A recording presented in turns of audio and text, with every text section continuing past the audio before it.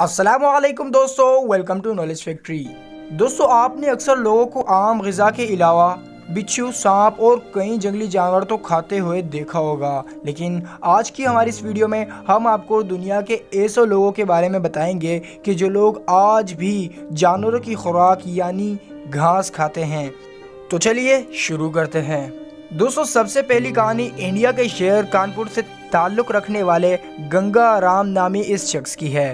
یہ شخص ایک دن میں 2 کلو تک گھاس کھا جاتا ہے۔ اس کا کہنا تھا کہ بچپن میں حالات ٹھیک نہ ہونے کی وجہ سے اسے کبھی کبھار گھاس بھی کھانا پڑ جاتا تھا اور بس یہیں سے اسے گھاس کھانے کی لت لگ گئی، اور آج ایک عام غذا ہونے کے باوجود بھی وہ دن میں 3 ٹائم گھاس کھاتا ہے۔ یہ شخص گھاس کے علاوہ مختلف درختوں کے پتے بھی کھا سکتا ہے۔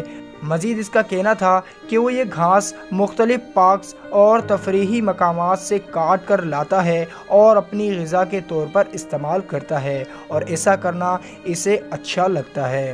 دوستو، دوسری کہانی افغانستان کے ایک غریب گاؤں کی ہے۔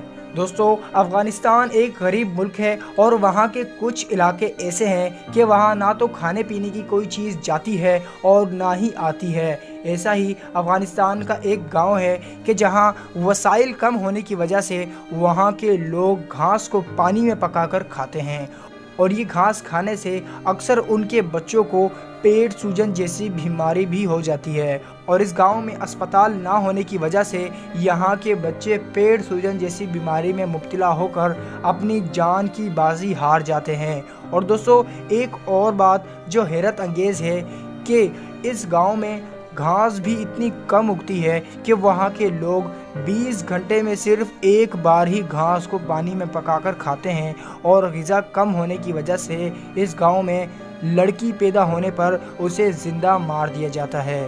دوستو، تیسری کہانی ساؤتھ سوڈان کے ایک گاؤں نیابل کی ہے کہ وہاں بھی کھانے پینے کی اشیاء نہ ہونے کی وجہ سے وہاں کے لوگ گھاس اور درختوں کے پتے پر گزارا کرتے ہیں۔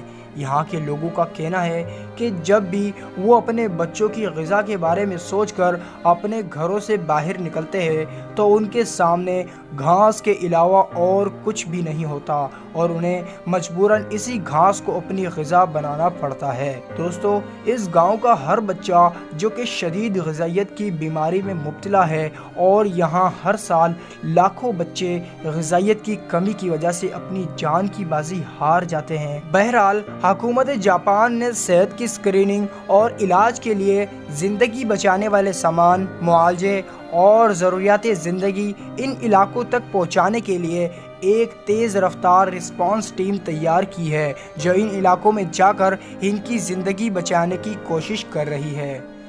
دوستو، آپ کی ان لوگوں کے بارے میں کیا رائے ہے، ہمیں کمنٹ باکس میں ضرور بتائیے گا۔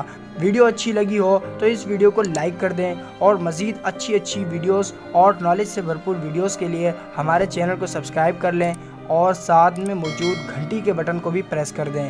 اپنا بہت خیال رکھیے گا۔ Stay safe. اللہ حافظ۔